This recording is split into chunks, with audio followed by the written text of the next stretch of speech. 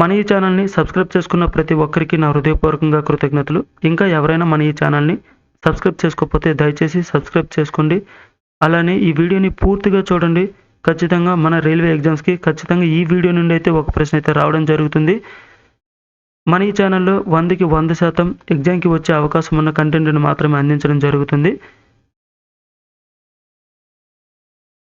ప్రపంచ మలేరియా దినోత్సవం అనేది ఏ రోజున నిర్వహిస్తారు లేదా జరుపుకుంటారనేది ఎగ్జామ్‌లో అడగొచ్చు. ప్రపంచ మలేరియా దినోత్సవం అనేది ఏప్రిల్ 25న జరుపుకుంటారు.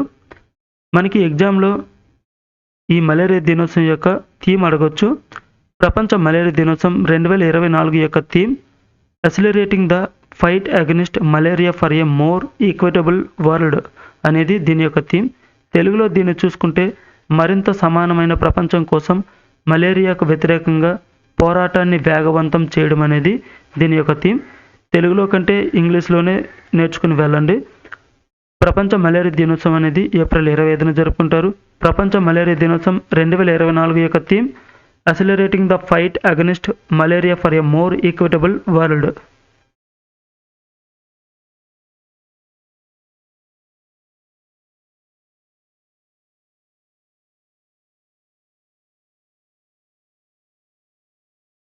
ఖచ్చితంగా 100% వచ్చే మన రైల్వే ఎగ్జామ్‌లో అడిగే ముఖ్యమైన ప్రశ్న ఏదైనా ఉందంటే అది ఈ సోంపెన్ తెగ గురించైతే ఖచ్చితంగా అడుగుతారు. సోంపెన్ తెగ అనేది క్రింది ఏ రాష్ట్రంలో లేదా కేంద్రపాలిత ప్రాంతంలో కలదని అడగొచ్చు. సోంపెన్ తెగ అనేది అండమాన్ నికోబార్ దీవుల్లో అయితే కలదు. దేశంలోనే తొలిసారిగా వీళ్ళు ఓటు హక్కునైతే వినియోగించుకోవడం జరిగింది. మనకి ఎగ్జామ్‌లో 2024లో జరిగిన పార్లమెంట్ ఎన్నికలనేవి ఎన్నవ ఎన్నికలని అడగొచ్చు. 18వ పార్లమెంట్ ఎన్నికలు లేదా 18వ లోక్‌సభ ఎన్నికలు. మనకి 18వ లోక్‌సభ ఎన్నికల్లో అండమాన్ నికోబార్ దీవుల్లోని ఈ సోంపెన్ తెగ అనేవాళ్ళు తొలిసారిగా ఓటు హక్కునైతే వినియోగించుకోవడం జరిగింది.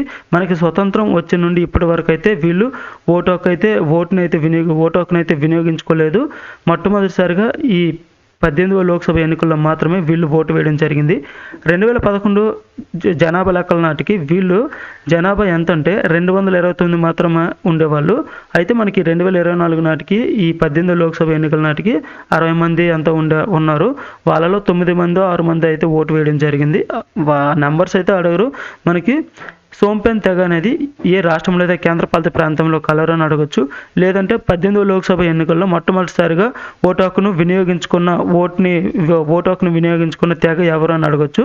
మనకి సోంపెన్ తెగ అనేది తొలిసారిగా ఓటు హక్కునైతే వినియోగించుకోవడం జరిగింది. సోంపెన్ తెగ అనేది ఏ కేంద్రపాలిత ప్రాంతంలో కలదు లేదా ఏ కేంద్రపాలిత ప్రాంతంలో కలదు అంటే అండమాన్ నికోబార్ దీవుల్లో అయితే కలదు.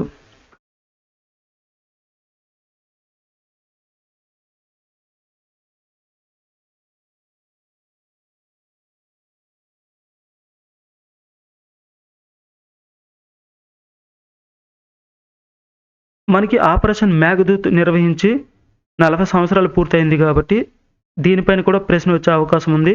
ఆపరేషన్ మేఘదూత్ ఎప్పుడు నిర్వహించారు అంటే 1984 ఏప్రిల్ 13న అయితే నిర్వహించడం జరిగింది. ఎందుకోసం నిర్వహించారంటే మనకి ప్రపంచంలోనే అత్యంత ఎత్తైన యుద్ధ క్షేత్రం ఏదంటే సియాచిన్.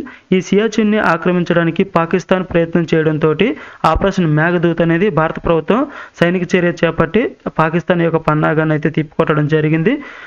కాబట్టి ఖచ్చితంగా వీటిపైన ఆపరేషన్ మేఘదూత్ గురించి మనకి ఎగ్జామ్‌లో అడగొచ్చు. ఆపరేషన్ మేఘదూత్ ఎప్పుడు నిర్వహించారంటే 1984 ఏప్రిల్ 13న.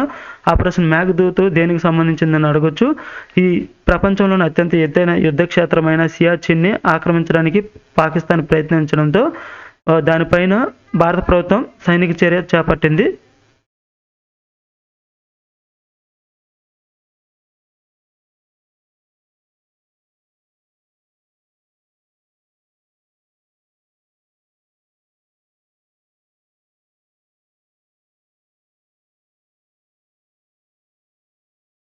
గగన్ శక్తి 2024 పేరుతో వైమానిక విన్యాసాలనేవి ఎక్కడ నిర్వహించారని మనకి ఎగ్జామ్‌లో అడగొచ్చు. గగన్ శక్తి 2024 పేరుతో వైమానిక విన్యాసాలనేవి 2024 ఏప్రిల్ 1 నుండి 10 వరకు రాజస్థాన్‌లోని పోఖ్రాన్‌లో అయితే నిర్వహించడం అయితే జరిగింది.